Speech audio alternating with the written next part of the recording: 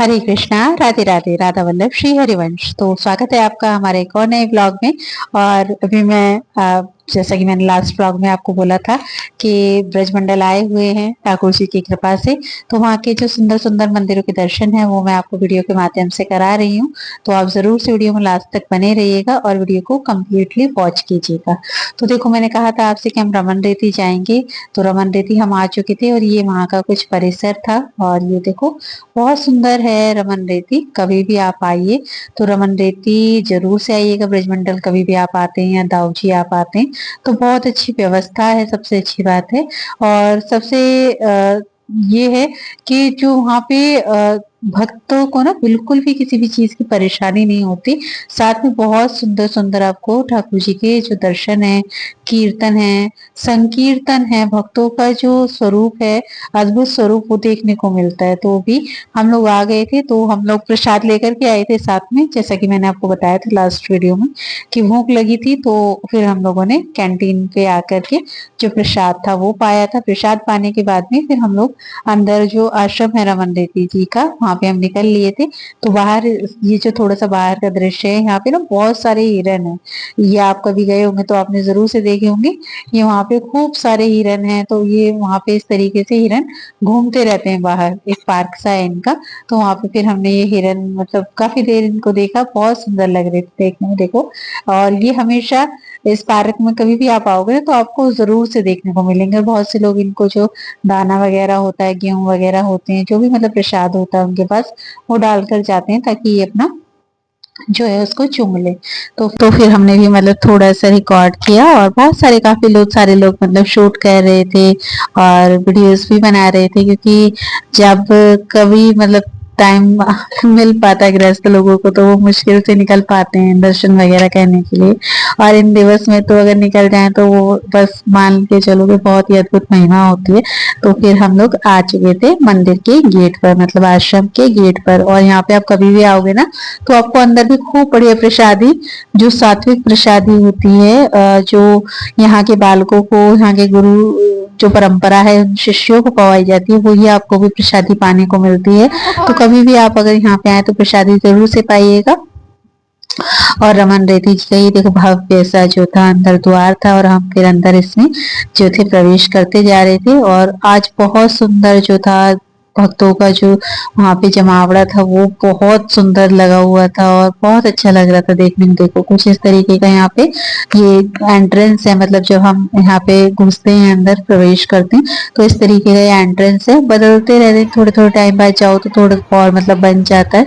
तो पहले जब मैं गई थी कुछ टाइम पहले तो इतना नहीं बना हुआ था, बट अब और थोड़ा थोड़ा जो है वो बनता जा रहा है, अच्छा होता जा रहा है। और ये मतलब ये श्रद्धालुओं के लिए बैठने के लिए, घूमने के लिए भी यहाँ पर खूब अच्छी जगह जो है वो बनाई हुई है।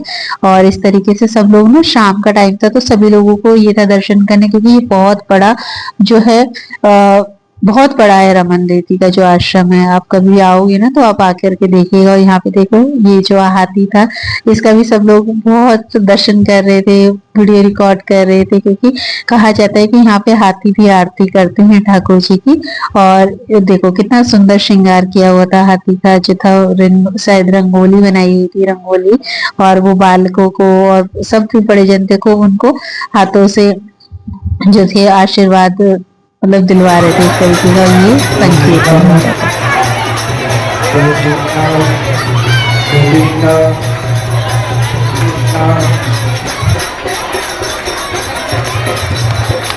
तो जो रमन रेती है ना, यहाँ पे बहुत बहुत ज्यादा संकीर्तन होता है। आप कभी भी आप जाओगे तो आपको ना खूब सारा संकीर्तन भजन देखने को मिलेगा और खूब सारे सुंदर सुंदर स्वरूप आपको देखने के लिए मिलेंगे। और सबसे अच्छी बात है कि वहाँ पे जो बहुत सारे बालक हैं इस तरीके की जो गुरु परंपरा में दीक्षित होते हैं, वो आपको जब आप देखोगे उनको तो ऐसा लगेगा कि आप कितनी अच्छी जगह आ गए हो। आज भी हमारी जो परंपराएं हैं वो ऐसे ही आश्रमों की वजह से जो है वो बची हुई है। तो ये देखो युगल सरकार का खूब सुंदर से दर्शन करो आप। श्री जी, लाल जी, दाऊ भैया, मतलब सब विराजमान हैं। और ये देखो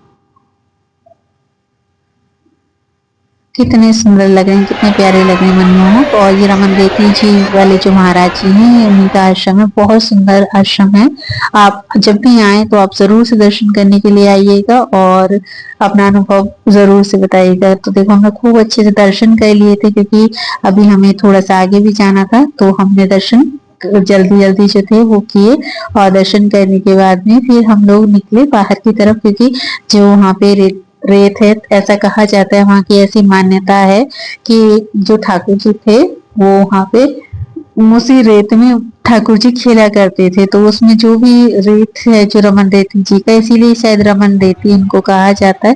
ये एक महाराज जी थे जो नवग्रह हैं, उनकी परिक्रमा लगवा रहे थे, तो फिर हमने वहां पे भी परिक्रमा लगवाई। और परिक्रमा जो थी वो लगाने के बाद में जो भी मतलब छोटा मोटा दान दक्षिणा होती है वो अर्पित किए। पूरे जो 9 ग्रह होते हैं वो यहाँ पे स्थापित किए हुए हैं।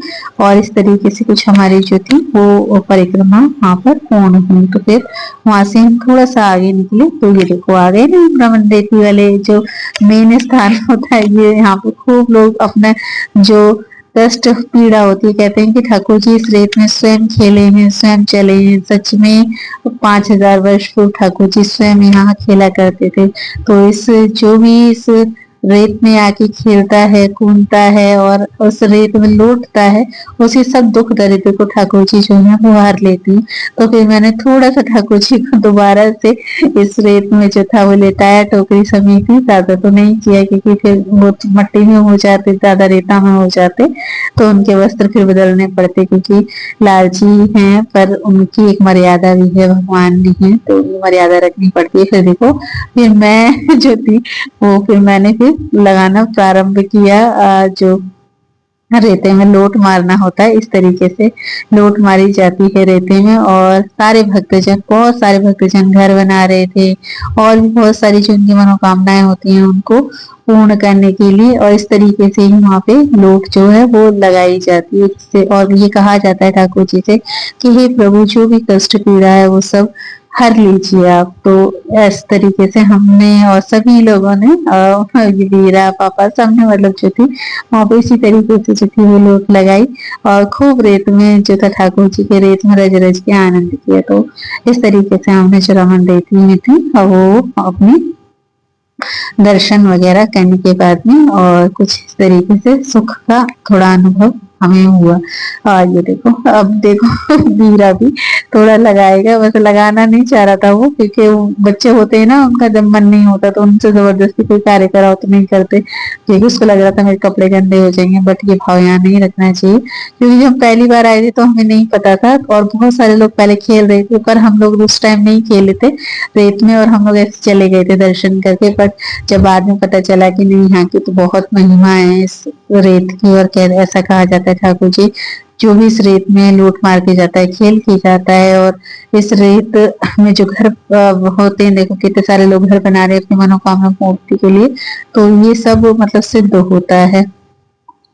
तो फिर हम लोग जो था दर्शन करके हमारे सारे जन जो थे वो फिर हम लोग निकल लिए बाहर, क्योंकि अभी हमें जाना था 84 खंबा मंदिर भी, क्योंकि वो बस यहाँ से थोड़ी सी दूरी पर ही है, 2 किलोमीटर का डिस्टेंस होगा, ज्यादा डिस्टेंस नहीं है। तो फिर अभी हम निकल लेंगे बाहर, और बाहर भी काफी सुंदर सा जो था वो बहुत सारे लोग संकीर्तन कर रहे थे, और मन तो कर रहा था वहां थोड़ी देर बैठ जाए, बट समय नहीं था, क्योंकि ये भी समय कम बचा हुआ अधिक मास में, और हमें जो परिक्रमा है वो भी लगानी है। तो फिर अभी हम आ गए थे सारे कुटियों का, आश्रम का दर्शन करते हुए। देखो कितना सुंदर कीर्तन हो रहा है।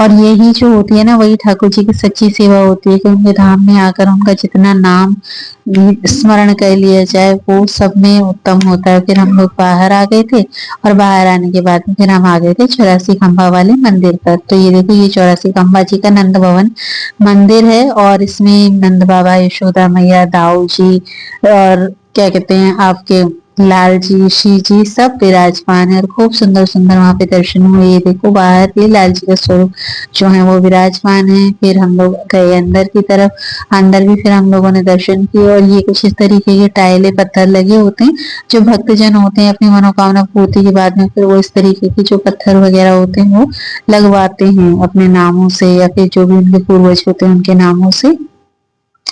तो ये इस तरीके से यहाँ पे सारे में आपको लगे हुए मिलेंगे। ये देखो सुंदर सा नंद बाबा यशोदा मैया का स्वरूप था। तो हमने खूब आनंद से दर्शन किए, लाल जी को खूब झूला झुलाया। ये देखो ठाकुर जी के कितना मनमोहक स्वरूप है ठाकुर जी का, और आप लोग खूब दर्शन कीजिएगा। और आप भी ब्रज जो है वो जरूर से आइएगा क्योंकि अब चातुर्मास से लग जाएगा थोड़े दिन बाद। तो दिन तो देखो सभी अच्छे होते हैं, बस ये है कि विशेषतः भक्तों को कहा जाता है कि आप ठाकुर जी को स्मरण करो और इन दिवसों में स्मरण करो तो आपको और उत्तम फल की प्राप्ति होगी। दिवस सब उन्हीं के हैं। ये देखो ये सारे जो 84 खंबे हैं ना, ये सारे 84 खंबे उनके घर में बने हुए थे। ये वही आंगन है जहाँ ठाकुर जी खेला करते थे। ये 84 खंबे वाला ठाकुर जी का घर है, 5000 वर्ष पूर्व वाला। तो ये देखो ये कुछ इस तरीके का ठाकुर जी का जो है वो नंद भवन है और ये ठाकुर जी का सुंदर स्वरूप। और यहाँ पे ठाकुर जी का जो दर्शन था वो हम लोग करने के बाद आ गए थे दोबारा से सीएनजी थोड़ी सी डलवाने के लिए। तो वहां पे थोड़ा फोन चार्जिंग के लिए लगा दिया था और ये बच्चे वहां पे अपना थोड़ा जो दुकान थी उसको बढ़ा रहे थे।